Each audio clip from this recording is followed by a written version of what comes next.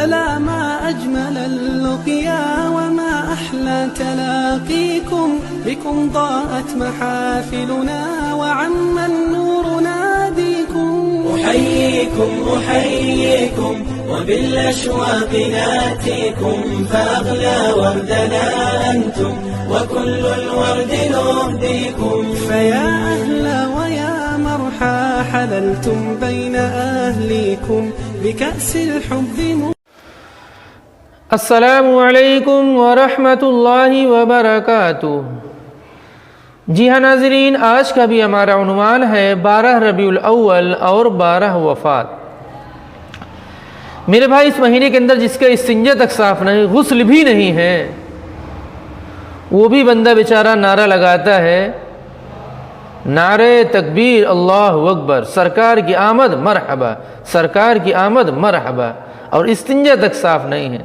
منہ میں گٹکا ہے، پکار ہے، رات میں دارو ہے، شراب ہے، تھوڑی دیر کے بعد ابھی سٹا بھی لگے گا، لیکن خوش اتنا ہے سرکار کی آمد مرحبا. نعرہ تکبیر، میرے ایک استاد سے فرمایا کرتے تھے، یہ نعرہ تکبیر نہیں کہتے ہیں، نعرہ تکبیر. کیا مطلب؟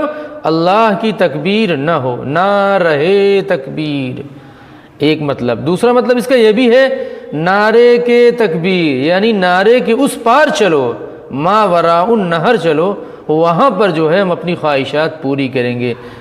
دارو پیئیں گے، گاجا پیئیں گے، گٹکا کھائیں گے، عیاشی کے کام کریں گے، سٹے لگائیں گے.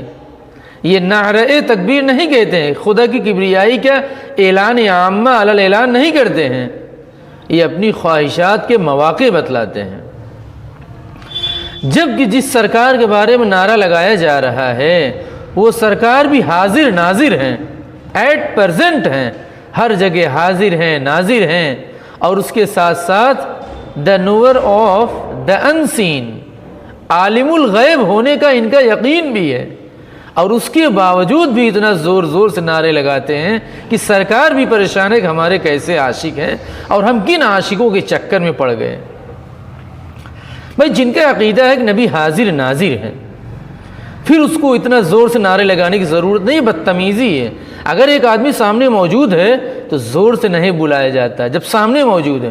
اگر وہ دور ہے، نعرے اس پار ہے، ما وراء النہر ہے، تب اس کو زور سے بلایا جاتا، او غفور.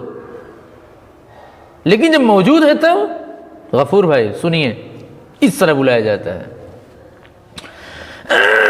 عالم الغیب بھی ہے، سب پتہ ہے کہ تم عاشق ہو، نعرے لگا رہے ہیں، پھر تو اتنا زور سے نعرہ لگانے کی اب ضرورت بھی نہیں ہے، کیونکہ نبی عالم الغیب ہے تمہارے عقیدے میں، حاضر ناظر بھی ہیں، غیب داں بھی ہیں.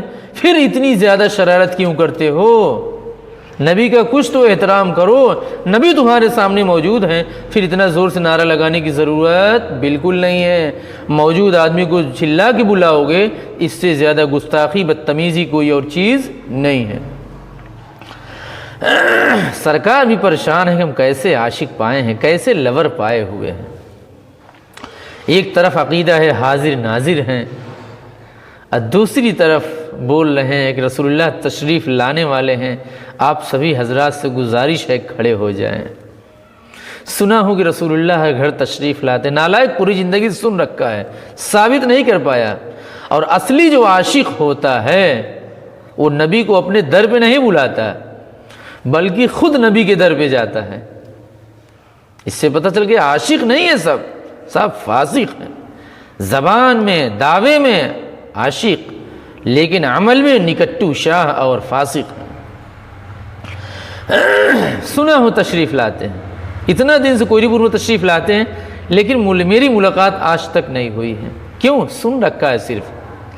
اگر وہ آتے ہوں گے، اگر کبھی آتے تو سب سے پہلے میں ملاقات کرتا، بلکہ میں تو اپنے آقا سے کہہ دیتا، آپ آقا تشریف نہ لائیں، میں خود آتا ہوں. سچا عاشق اس کو کہتے ہیں. سرکار کی آمد مرحبا. آپ کے یہاں کوئی مہمان آ جائے اور اسی کے سامنے زور زور سے ہلہ مچائیں، نعرہ لگائیں، مہمان کی آمد مرحبا، مہمان کی آمد مرحبا، مہمان کی آمد مرحبا، اور اس کو بیٹھنے کے لیے نہ کہیں، ناشتے کے لیے نہ کہیں، اس کے سامنے چائے وغیرہ پیش نہ کریں، اور اس کے سامنے کسی قسم کی کوئی ضیافت نہ کریں، صرف ہلہ مچائیں، نعرے لگائیں.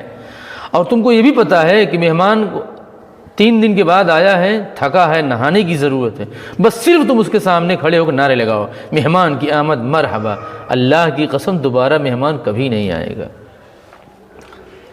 محبت کا سارا کام حضرات صحابہ کرام رضوان اللہ تعالی علیہم اجمعین نے کر ڈالے ہیں۔ ربیع الاول کے مہینے میں نبی کی تعلیم میرے بھائی خاموش، صحابہ کا عمل خالی، ہم صحابہ سے بڑے عاشق کبھی بھی نہیں ہو سکتے۔ عشق کی جتنی ادائیں تھیں حضرات صحابہ کرام نے رسول اللہ صلی اللہ علیہ وسلم کے نذرانے عقیدت میں پیش کر چکے ہیں۔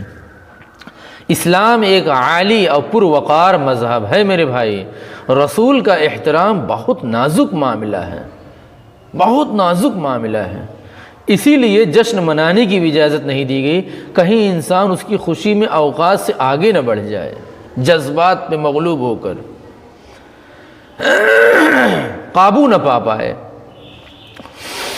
روضہ اطہر پر حاضری دیکھیے، نظریں جھکی ہوں، غسل سے ہوں، آہستہ سے بولے الصلاۃ والسلام علیک یا رسول اللہ، کتنی باریک اور نازک معاملہ وہ ہوتا ہے جس وقت انسان روضہ اطہر پر حاضر ہوتا ہے، اور جس کا عقیدہ ہے کہ ہر جگہ حاضر ناظر ہے، اس کو کتنا زیادہ نبی کا احترام اور سیریس ہونے کی ضرورت ہے۔ یہ نعرہ کس کو سنا رہے ہو؟ اگر رسول کو سنا رہے ہو تو اتنا زیادہ زور سے سنانے کی ضرورت نہیں ہے، اور اگر ہمیں سنا رہے ہو تو اس کا مطلب کیا ہے کہ ہم مان نہیں رہے، تم منوانا چاہ رہے ہو۔ ہم مانیں گے لیکن کردار سے مانیں گے، عمل سے مانیں گے، ہم تمہارے دعوے سے کبھی بھی نہیں مانیں گے۔ نبی کی ادنا سی میرے بھائی بدتمیزی، بے ادبی کفر ہے، کفر جس کو کہتے ہیں۔ کہاں تک ہم غیر مسلموں کا مقابلہ کریں گے؟ ابھی ربیع الاول میں ہم نے اتنا سجایا، لیکن دیوالی دیکھ کر ہم کو لگا کہ ہمارا ربیع الاول پیچھے ہو گیا۔ محرم چہلوں میں خوب مچایا، لیکن رام نومی پھیکی کر دیا کر۔ اتنا جھنڈا کبھی نہیں لگتا تھا۔ یہ ربیع الاول کا جھنڈا بڑا بڑا ہم نے نکال کر رام نومی کا جھنڈا پورے سال لوگ آج لگوا رہے ہیں۔ اس کے ذمہ دار ہم ہیں، کوئی نہیں، ہم ہیں۔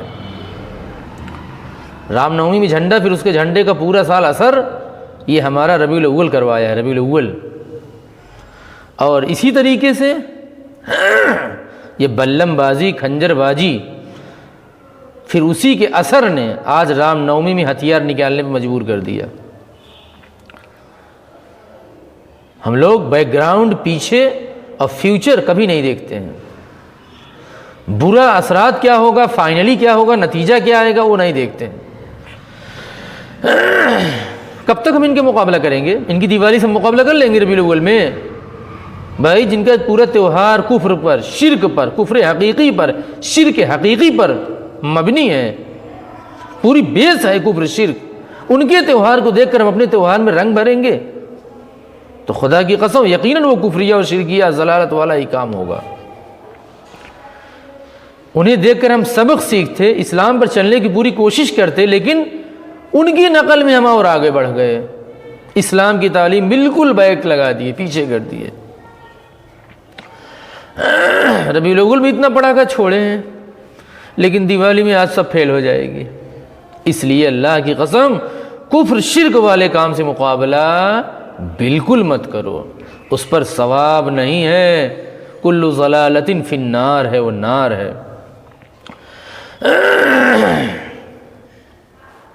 اللہ تبارک و تعالی ہمیں اور آپ کو توفیق عمل دے۔